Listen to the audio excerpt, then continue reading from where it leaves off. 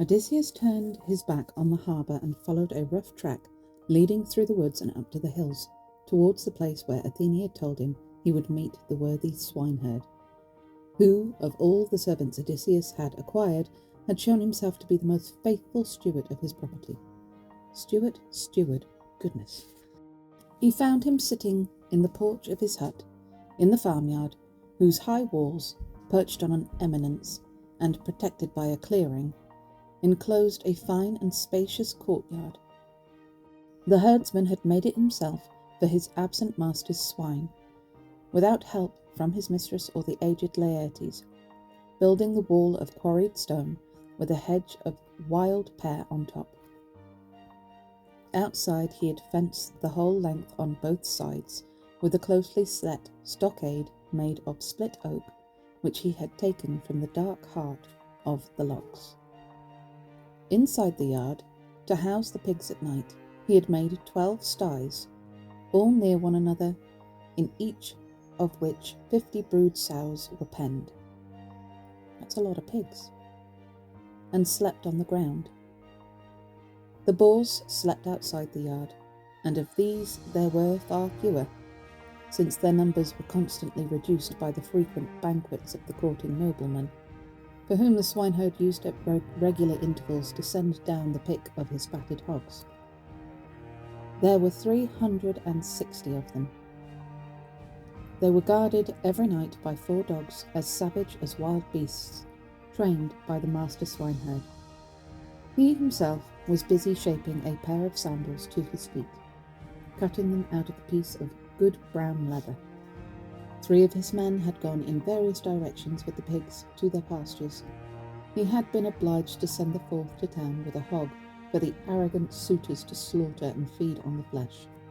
Suddenly, the baying dogs caught sight of Odysseus and flew at him, barking loudly. He had the sense to sit down and drop his staff.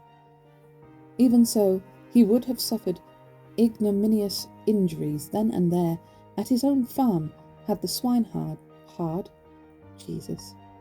not the swineherd, letting the leather fall from his fingers, dashed through the gateway, shouted at the dogs and sent them scurrying off in all directions with a shower of stones. Oh, that's mean, but understandable. Then he addressed his master. Old man, that was a narrow escape. The dogs would have almost torn you to pieces in a moment, and you would have given me the rough side of your tongue. As though the gods hadn't already given me enough pain and grief.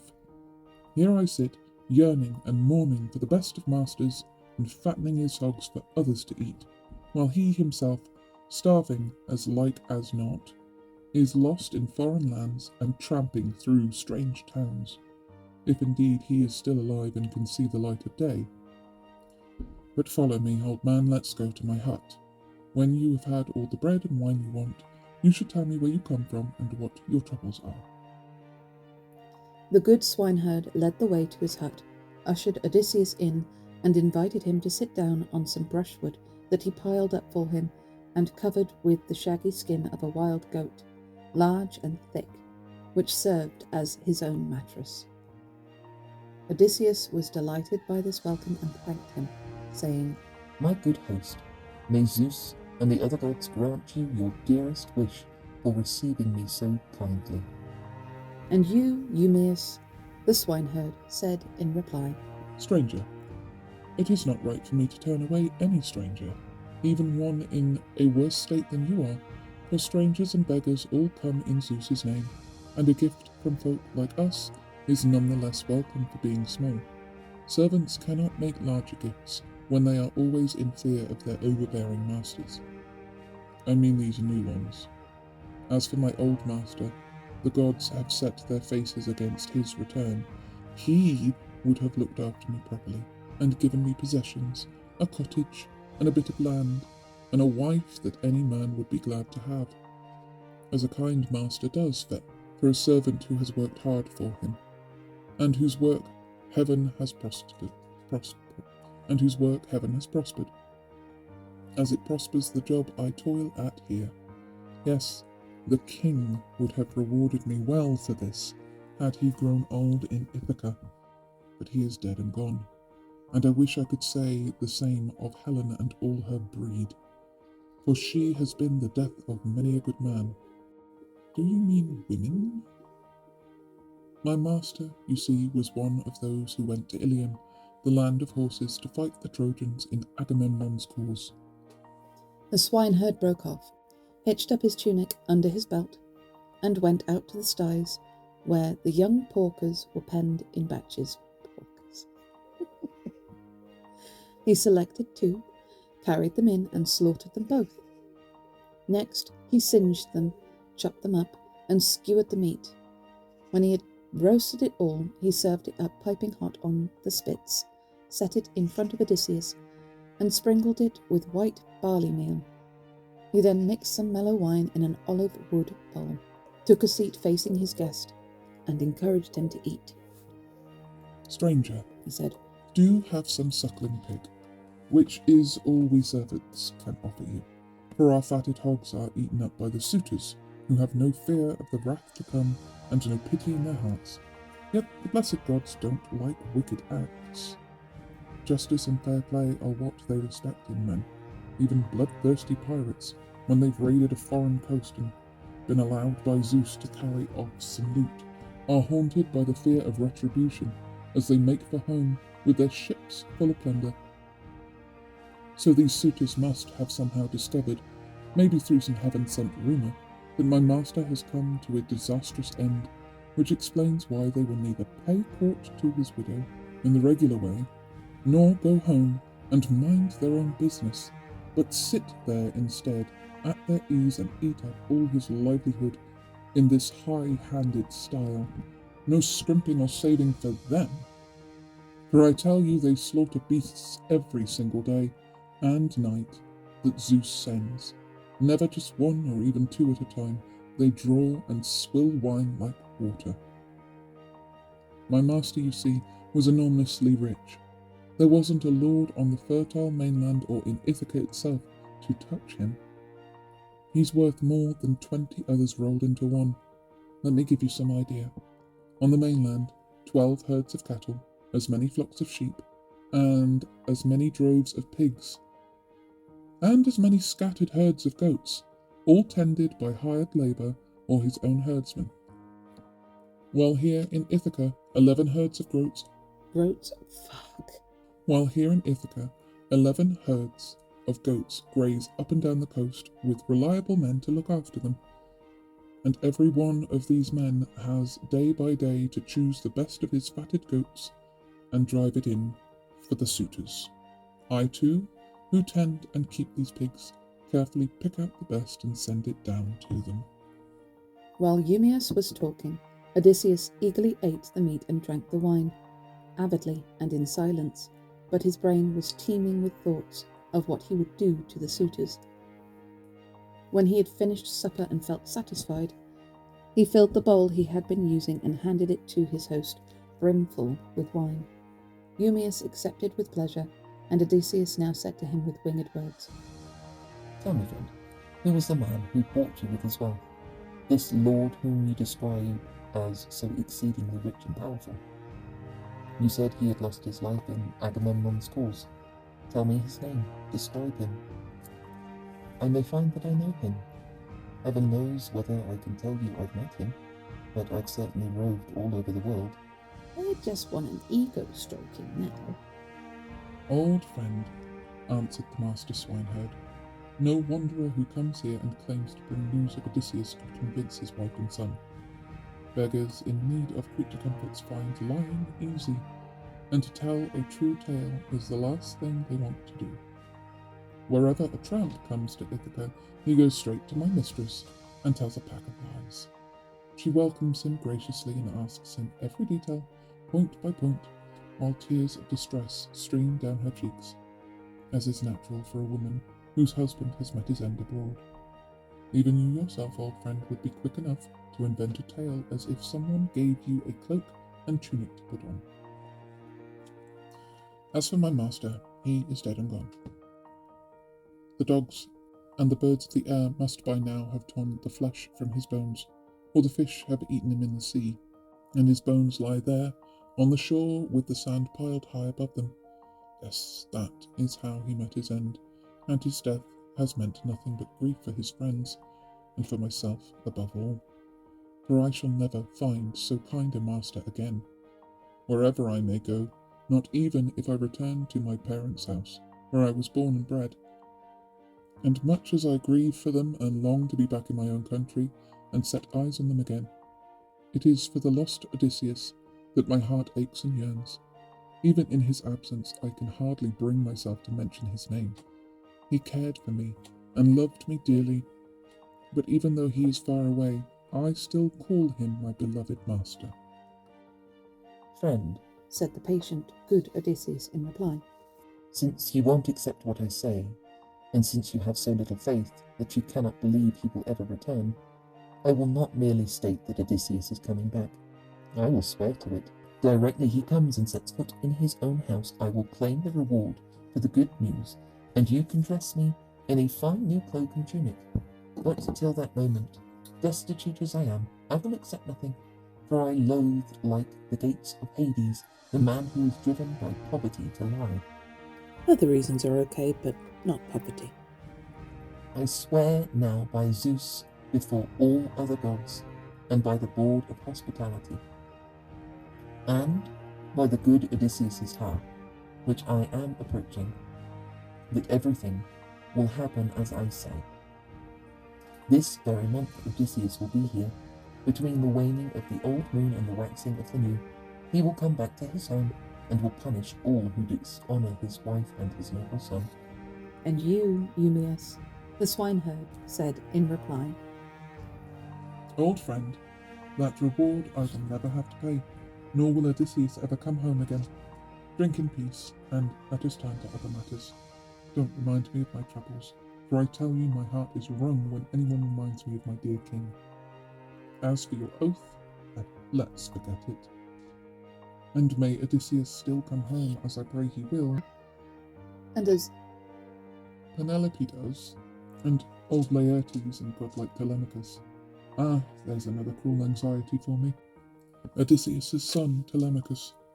The gods made him grow like a young sapling, and I had thought he would become as good a man in the world as his father, a fine-looking man, when suddenly some god or perhaps man deprived him of his wits, and he went off to holy Pylos on his father's trail, and now those lordly suitors are lying in ambush for him on his way home, hoping that godlike Arceisius's line may be wiped out of Ithaca, and the very name be forgotten. Well, we must leave him to his fate, whether they catch him or whether Zeus stretches out his hand to save him. But now, old friend, you must tell me about your own troubles. Tell me the truth. I want to know everything. Who are you, and where do you come from? What is your city? Who are your family? And since you certainly can't have come on foot, what kind of vessel brought you here? How did its crew come to land you in Ithaca? And who did they claim to be? the inventive Odysseus launched into his story. I will give you a true account of all you ask. It's probably not going to be true though, is it? If only you and I had an endless supply of food and wine here in the hut, and so could eat in peace while the rest got on with the work. I would find it easy to talk to you for a whole year without coming to the end of my sorrows, and all the hardships that the gods have made me endure.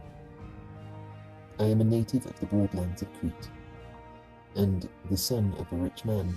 He had a number of other sons who were born and brought up in the house, but they were the lawful issues of his wife, whereas my mother was a concubine he had bought.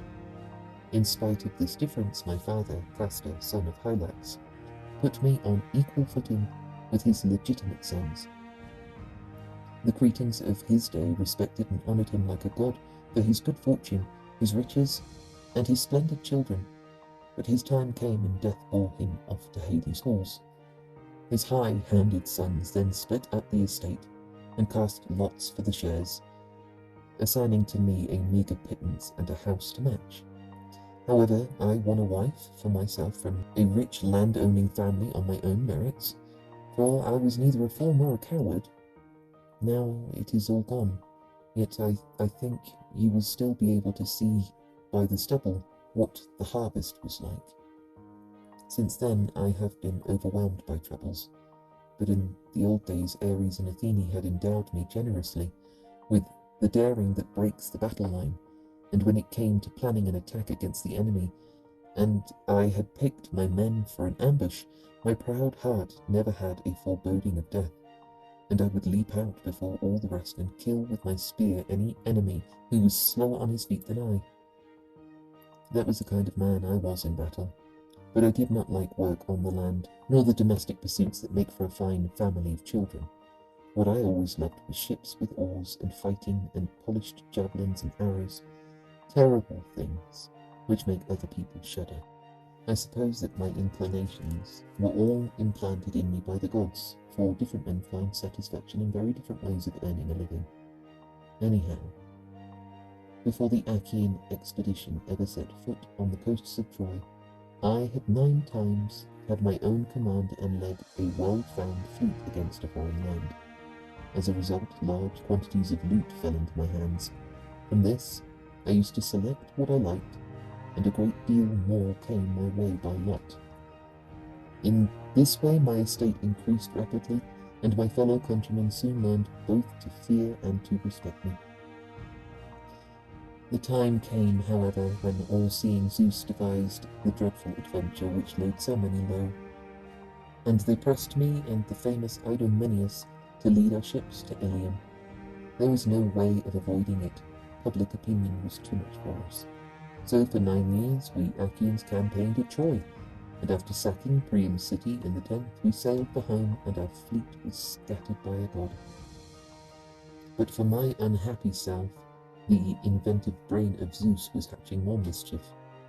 I had spent only a month in the delights of home life with my children, my wife, and my possessions, when the spirit moved me to fit out some ships and sail for Egypt with heroic companions. I got 9 vessels ready, and the crews were soon mustered. For 6 days my good men gave themselves up to festivity, and I provided beasts in plenty for their sacrifices and for their own table. On the 7th, we embarked and said goodbye to the broad fields of Crete, and sailed off with a fresh and favourable wind from the north, which made our going as easy as though we were sailing with the current.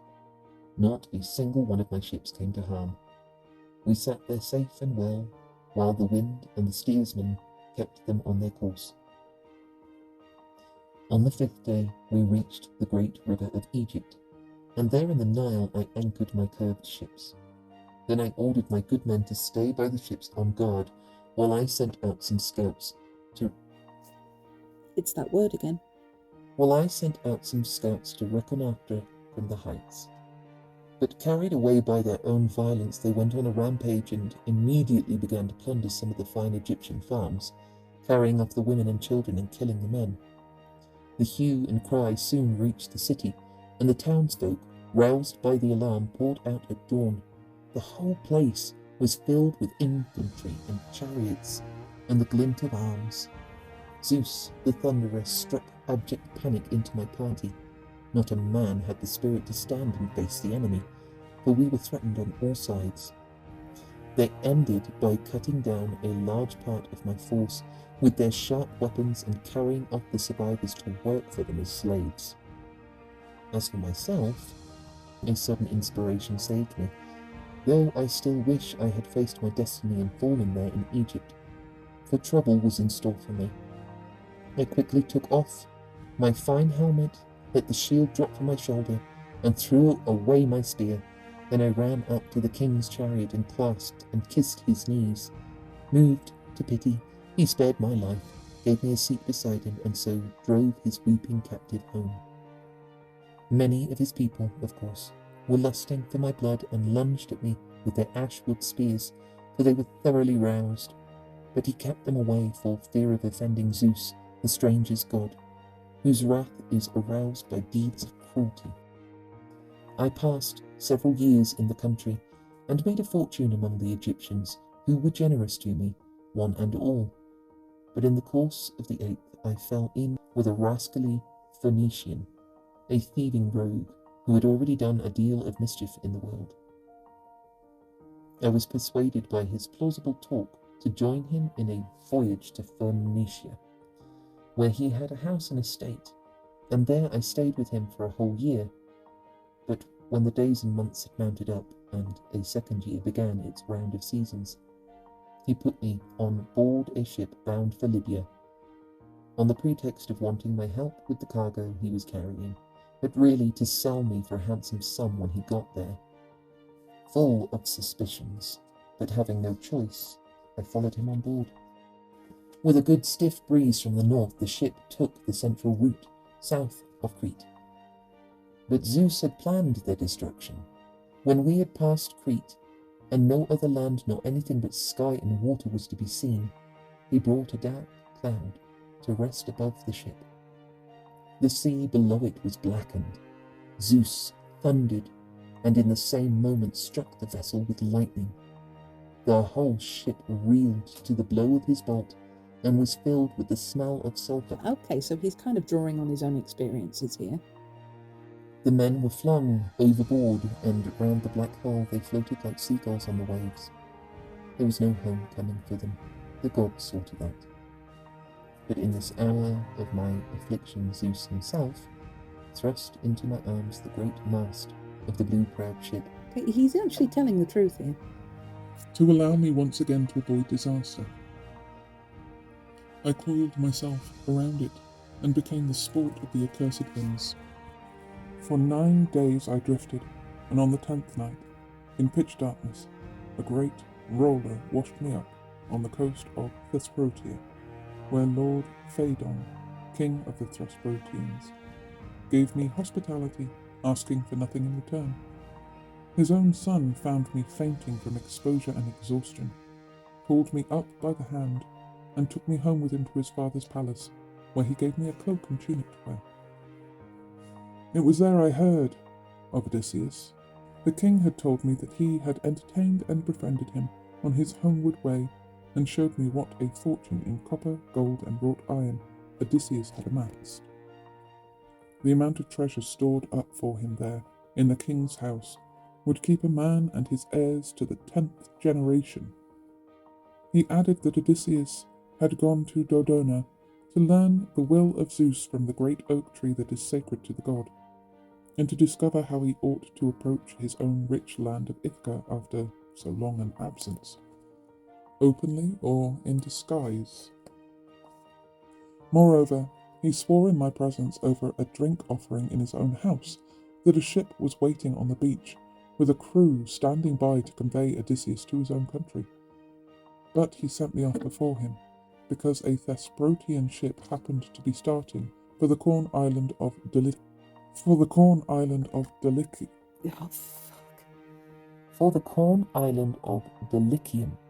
He told its crew to treat me well and take me to Acastus, the king. The crew, however, saw fit to hatch a wicked plot against me, to plunge me deeper still into misery. When the ship on her journey had left land far behind, they set about their scheme to reduce me to slavery. They stripped me of my own cloak and tunic, and replaced them with a filthy set of clothes, the very rags, in fact, which you see before you now. They arrived in Ithaca when the fields lay under a clear evening. They lashed me down tightly under the ship's benches with a strong rope, disembarked, and hastily took their supper on the beach. But the gods found no difficulty in untying my knots for me. I wrapped my rags round my head, slipped down the smooth landing plank, quietly breasted the water, and struck out with both hands. Very soon I was out of the sea and beyond their reach. I then made my way inland to a thicket of flowering shrubs and crouched down in hiding. They searched around for me with a great deal of shouting, but soon decided that nothing was to be gained by prolonging their search, and so climbed on board their ship once more. The gods made it quite easy for me to remain unseen, and ended by guiding my steps to the home of a man of understanding. So then, I am not yet meant to die. And you, Eumaeus, the swineherd, said in reply, My poor friend, you have certainly touched my heart with the story of your hardships and wanderings. It is when you come to Odysseus that you go wrong. To my way of thinking, you won't get me to believe that. What call is there for a man like you to tell such pointless lies? As though I didn't know all about my master's disappearance, and how the gods showed their utter hatred of him by allowing him neither to fall in battle against the Trojans, nor to die in his friends' arms when all the fighting was over. Had he done so, the whole Achaean nation would have joined in building him a mound, and he would have left a great name for his son to inherit. But there was to be no glorious end for him. The storm fiends had spirited him away. As for myself, I am a hermit here with my pigs, and never go down to the town, except perhaps when news has arrived from somewhere, and the wise Penelope invites me. On such occasions everyone gathers round the newcomer and plies him with questions, whether they are those who are pining for their long-lost king, or those who have the satisfaction of eating for nothing at his expense. But I personally have lost all interest in such probing and questioning since the day when a fellow from Aetolia deceived me with his tale. He had killed a man, and after being pursued all over the world found his way to my door. I received him kindly, and he told me that he had seen Odysseus with Eumaeus in Crete, repairing the damage his fleet had suffered in a gale. He said Odysseus would be back, either in the summer or by the autumn, bringing back a fortune and his gallant company. Now a god has brought you to my door, my long-suffering friend. But don't you try to gratify or soothe my heart with any falsehoods. It is not for that reason that I shall respect and entertain you, but because I fear Zeus, the patron of strangers, and pity you. But the cunning Odysseus persisted. You certainly have a very suspicious nature, he said. If not, even my oath can bring you round and convince you of the truth. Come, let us make a bargain, with the gods of Olympus as witnesses to us both. If your master comes back to this house, you shall give me a cloak and tunic to wear, and send me on to Dulichium, where I want to go. If on the other hand your master does not return as I say he will, you shall tell your men to throw me over a precipice, just to teach the next beggar not to tell lies. Yes, cried the honest swineherd, and what fame and fortune I would win for myself in the world, once and for all, if after taking you into my hut and showing you hospitality, I was to rob you of your precious life. I would be a willing party to a crime against Zeus, son of Cronos, if I did that. However, it's supper time, and I hope my men will be in before long, so that we can prepare a tasty meal in the hut. As they were speaking, the herdsmen came up with their pigs. The men drove the animals in batches into their sties to sleep, and the air was filled with the grunting of pigs settling down for the night. The worthy swineherd called out to his men, Bring your best hog, I want to slaughter it for a guest I have here from abroad, and we'll enjoy ourselves after all we've put up with looking after the white-tusked bulls all this time, while other people live for nothing off our work. He then chopped some firewood with his sharp axe, and his men dragged in a fatted 5-year-old hog, and held it by the hearth. The swineherd, who was a good and virtuous man, did not forget the immortals, but began the ritual by throwing a tuft of hair from the white-tusked victim into the fire, and praying to all the gods that the wise Odysseus might come back to his home. Then he drew himself up and struck the animal with a piece of oak which he had left unsplit. The hog fell stunned. They slit its throat, singed its bristles, and deftly cut up the carcass. The swineherd cut pieces from all the limbs as a first offering to the gods, placed them with raw fat on the thigh bone, sprinkled them with barley meal, and threw them all onto the flames. Then they chopped up the rest of the meat, pierced it with spits, roasted it thoroughly, and after drawing it off the spits, heaped it up on platters. The swineherd, with his characteristic fairness, stood up to divide it into helpings. He carved and sorted it all out into 7 portions, one of which he set aside with a prayer for the nymphs and for Hermes, Maia's son, and distributed the rest to the company. But he gave Odysseus the portion of honour, the hog's long chine. This courtesy warmed the heart of his master, who turned to him and said, Eumaeus, I hope Father Zeus will look on you as kindly as I do for picking out the best portion for a man like me. And you, Eumaeus the swineherd, said in reply, Do start, my strange guest, and enjoy such food as we can offer. The god will give, and the god will take away, according to his will, for he can do everything. But then he made a burnt offering to the immortal gods of the piece he had set aside, and after making a libation of sparkling wine, handed the cup to Odysseus, the sacker of cities, and sat down to his own portion. They were served with bread by Mesaulius.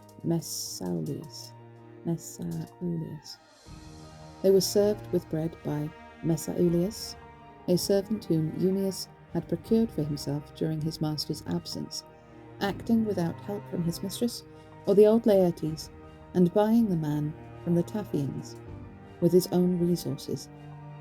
All began to eat the good food spread before them, and when they had satisfied their hunger and thirst, Mesaulius cleared away the food. Sated by now with bread and meat, they began to prepare for bed. Night came, bringing foul weather. There was no moon. Rain from Zeus set in for the night, and the wet west wind blew hard. Odysseus now spoke to them, intending to put the swineherd to the test and see whether, out of his obvious concern for his guest, he would take off his cloak and lend it to him, or persuade one of his men to do so. Listen to me, He said, Eumaeus and all of you. I am going to boast and tell you a story. This is the effect of wine. It makes people do crazy things. It sets the wisest man singing and giggling stupidly. It lures him on to the dance, and it makes him blurt out what's better left unsaid. However, since I've opened my mouth, I might as well go on. I wish I were still as young and strong as I was when we led that surprise attack against Troy. Odysseus and Menelaus, son of Atreus, were the leaders, and at their request I went in with them as a third in command. When we came up to the frowning city walls, we lay down, crouching under our armour in the dense undergrowth of the marshland reeds. The north wind dropped, and a cruel frosty night set in. From overhead, the snow came down like hoarfrost, bitterly cold, and the ice formed thick on our shields. All the rest had cloaks and tunics, and they slept in comfort with their shields drawn up over their shoulders. But when I started out, I had foolishly left my cloak with my men, thinking I wouldn't be cold, and so I joined the party with nothing but my shield and a bright waistband. In the third watch of the night, when the stars had passed their zenith, I had a word with Odysseus, who was my neighbour. I nudged him with my elbow. He was all attention. Son of Laertes, favourite of Zeus, inventive Odysseus, I'd said. I should be a dead man soon. This cold is killing me because I've got no cloak. The god tricked me into coming with nothing but a tunic, and now there's no way out of my plight.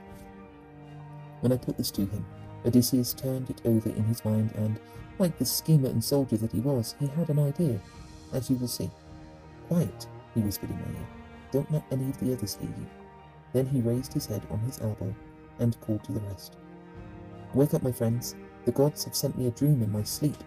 We have come too far from the ships, and I want someone to take a message to Agamemnon, the commander-in-chief, to ask if he will send us reinforcements from the base.